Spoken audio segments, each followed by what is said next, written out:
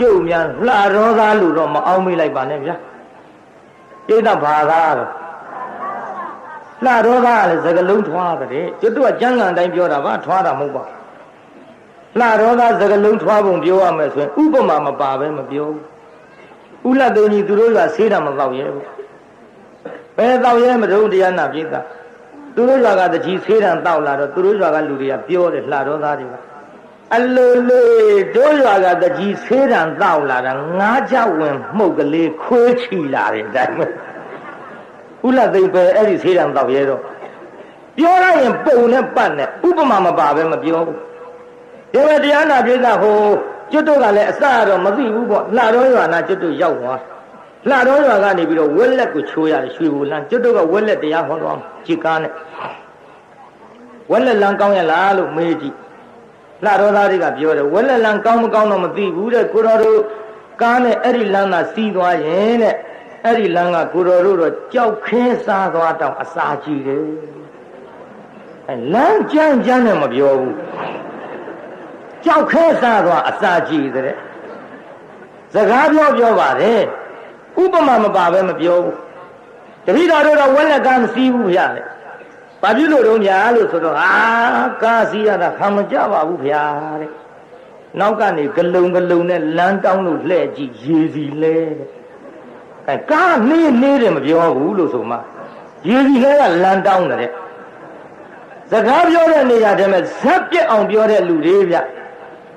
ဇက်ပြက်တဲ့ပြိဿဟိုဘက်ကဇက်ကနေဟောဒီဘက်ကပြာသူလာကြီးနှမ်းရိုးပုံကို2ယောက်ထဲမီးရှို့ပြီးတော့စကားပြောတာမီးလုံရဲ့3ယောက်နားထောင်4ယောက်နားထောင်နောက်10ယောက်5ယောက်190နဲ့ဟာဘာတော့ဟာဆိုပြီးဝိုင်းလာတာသူတို့2ယောက်ပြောတဲ့စကားနားထောင်တော့ဇက်လူမရှိဘူးတကယ်ဇက်ပြက်အောင်ပြောတဲ့လှတော်သားကြည့်လေတရားနာပြိဿသူတို့နားမှာပေါက်တော်ရွာဆိုတာရှိအဲ့ဒီပေါက်တော်ရွာမှာစာပြန်မွဲကြီးကျက်သားတံပေါင်းနဲ့ကိုတော်ကြီးဆွမ်းကတ်ကျက်သားတံပေါင်းနဲ့ကတ်တော့ပြောတယ်အလိုလေးကွာလို့ဆိုတယ်အလိုလေးကသိပ်သုံးအလိုလေးကွာတဲ့စာပြန်မွဲဆိုလို့သွားကြည့်ပါလက်ဆက်ကတ်တော့ဘုန်းကြီးအေကိုကွာတဲ့ဘုန်းကြီးကျက်သားနဲ့ကတ်တာဒါဘုန်းကြီးအေတဲ့ကျန်ဖမ်းမှန်စကားပြောတဲ့လူတွေဥပမာနဲ့ဘုန်းကြီးရစားရကွာတော့ဝေသာလီပြီးဘလူးကြတယ်အယိုးကြံတာပြောတာစကားပြောဥပမာမပါပဲမပြောဘူးကျွတ်တော့ကမေးကြည့်တယ်ခင်ဗျားတို့ဥပမာမပါပဲမပြောတတ်ဘူးလားလို့ဆိုတော့အိုးတပည့်တော်တို့ကဥပမာမပါပဲပြောရလှဲမီးတို့စီးရတဲ့အတိုင်းပဲဥပမာကပါလား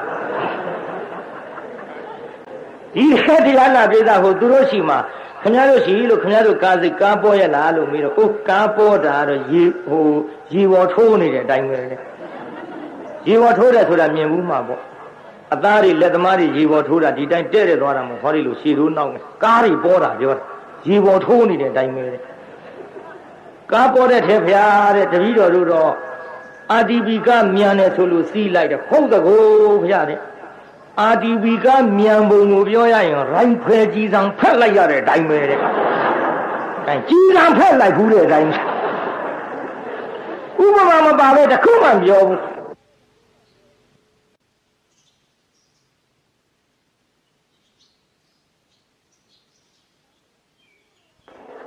ဥပမာမပါပဲတခုမှမပြောဘူး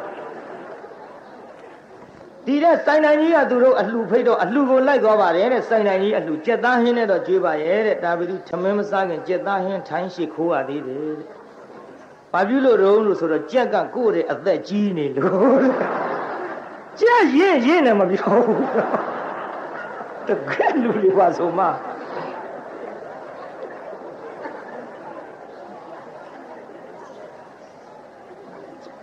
ဒီတဲ့စိုင်နိုင်ကြီးကလူတွေကလည်းကွာတဲ့ကြားရတာတဲ့ဘလူးအရက်တိုက်ထားတဲ့အတိုင်းပဲ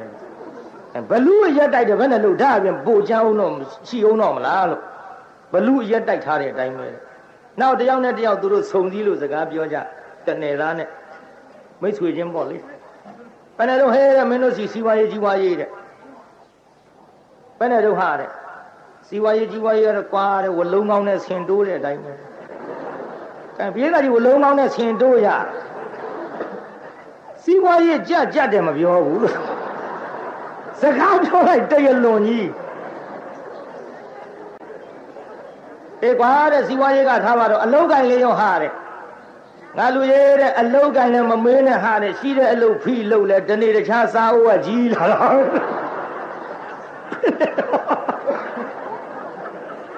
ဘယ်ဆိုလူတွေမှန်းကိုမသိတာ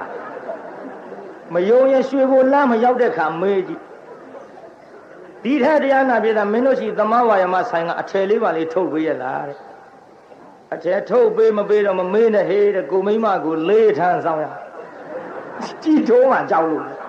အထယ်မပေးဘူးမပြောဘူးမိမလေးထန်းဆောင်ရတယ်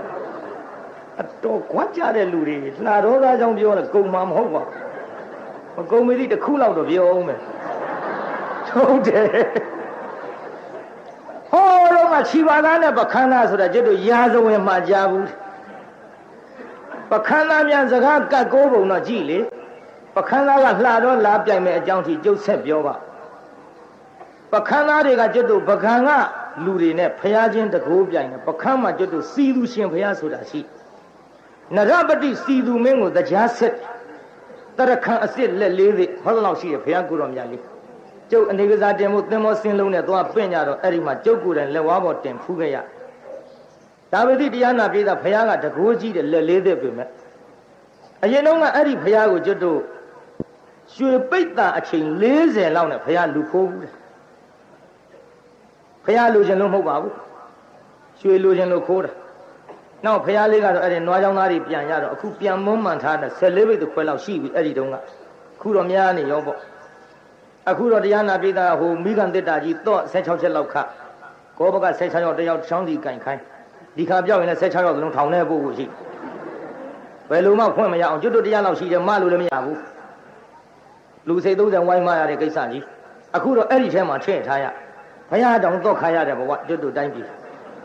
တာတောင်ချမ်းသာဘူးလို့ဆိုကြနော်ဘုရားသခိုးတွေလည်းပေါ်ရတဲ့ဗမာပြည်ကျွတ်တို့ပဲများမယကုတော်ကြီးခိုးသွားပြီးမိမလုတ်တဲ့လူကပလိတ်သတင်းနဲ့လိုက်လာတော့ရဲရရှိရသတင်းနဲ့လိုက်လာတော့တရားနာပိသဘုရားကိုခေါင်းမှုခြုံပြီးတက်နေပေးဘယ်လောက်ဆိုးတော့ဘုဒ္ဓကိုင်းသိပြီသေချင်းစိုးနဲ့တော့သေကုန်တော့အဲ့ဒါရဲကမေးတယ်အဲ့ဒါဘယ်သူတုံးလို့ဆိုတော့ဒါကျုပ်လင်သားနေမကောင်းလို့ပါအဲကောင်းသေးလားဘုရားသူ့လင်လို့ရတော်တရားရှိဘယ်လောက်တရားဆွဲလိုက်ဟုတ်သားတော့ဆိုးတယ်မိမဒါကြောင့်ဘုရားသခိုးတွေပေါ်တယ်အဲ့ဒီအခုအဲ့ဒီစီသူရှင်ဘုရားကလေတရားနာပြီးသားဘုရားကသာလက်လေးစစ်ပကံကတပ်ပြညုတ်ဘုရားကိုတော်မြတ်ကြီးနဲ့ဟောတကူချင်းပြိုင်မယ်လေဗျဘုရားကပြိုင်တာမဟုတ်ဘူးလူတွေကပြိုင်တာမယ်လေဗျဘုရားကပြိုင်တာမဟုတ်ဘူးလူတွေကပြိုင်တာလူချင်းပြိုင်ကြည့်လေပကံကလူတွေကဘာပြောတော့နဘေလေးနဲ့ဟေးတို့ကကျုံ3တောင်ဝိုင်းနဲ့ပကံတိုင်းသားกว่าနဘေနဲ့ဒီတော့ပခန်းသားကလည်းမခံဘူးဟေးတို့ကလည်းငရုတ်တဝိထောင်မခံပါกว่าပကံကပြောတယ်မင်းတို့စကားမစပ်ဘူးတဲ့တို့ကနဘေနဲ့ကျုံ3တောင်ဝိုင်းပကံတိုင်းနဘေလေးနဲ့တဲ့မင်းတို့ကငရုတ်တဝိထောင်မခံသားဆိုတော့မစပ်ဘူးတဲ့ပခန်းသားကလည်းသကဒတ်ဆိုတော့မစပ်ရင်နဲ့အဲ့ဒီငရုတ်တဝိသွေးပြီးမင်းတို့မျက်စိထဲခတ်ကြည့်ပါလားတဲ့ရလောက်ကတ်ကိုးတယ်ပခန်းသားနောက်ဟဲ့ဖျားပွဲအစီပြိုင်မယ်ကွာဖျားပွဲအစီပြိုင်မယ်ကွာဆိုတော့တရားနာပြေးတာအဲ့ဒီပခန်းကစပြောဟေးတို့ပခန်းစီသူရှင်ကတဲ့ဖျားပွဲလာတာလူမပြောနဲ့ကွာတဲ့ခွေးကြီးကိုအကောင်900ကွာအဲခွေးနဲ့စပြဒီတော့ပကံကနောက်ပြောဆိုတော့နိုင်မှာပေါ့ဗျာပေါ်ဦးနဲ့ရှင်မြင်ဘူးသီးအကြီးပြိုင်တာလို့ပေါ့ဘာပြောတော့ပကံကဟေးမင်းတို့ပကံစီသူရှင်ဘုရားကခွေးကြီးအကောင်900ဟောတို့ပကံတပ်ပြညုတ်ဘုရားကြီးကဖျားဝဲလာတာလူမပြောနဲ့ခွေးကြီးကိုအကောင်1000กว่าပကံကဘယ်လောက်နိုင်သွားပကံကဘယ်လောက်ရှုံးတော့အဲ့ဒါခင်ဗျားတို့အနေနဲ့သာရှုံးနေတာပကံစကားနားထောင်ကြည့်ဟေးတို့ကခွေးကြီးအကောင်900ဆိုတာငါလူတို့ဟောဂုံချခမ်းမလို့ပြောနေမှာခွေးနဲ့ခွေးချခွေးပိန်ဟော်တွေမပါသေးဘူးဒါကြောင့်ရှုံးရကနိုင်အောင်ပြောအဲ့ဒီပခန်းသားတွေကခုခေတ်ထဲမှာလှတော်သားအပြောထွားတယ်ဆိုလို့လာပြိုင်တယ်ဗျပြိုင်တော့လှတော်ရွာပေါင်းကလေးလေးတွေ့ဟဲ့ကလေးအားလုံးညမင်းပဲရွာသားတော့ကျုပ်လှတော်သား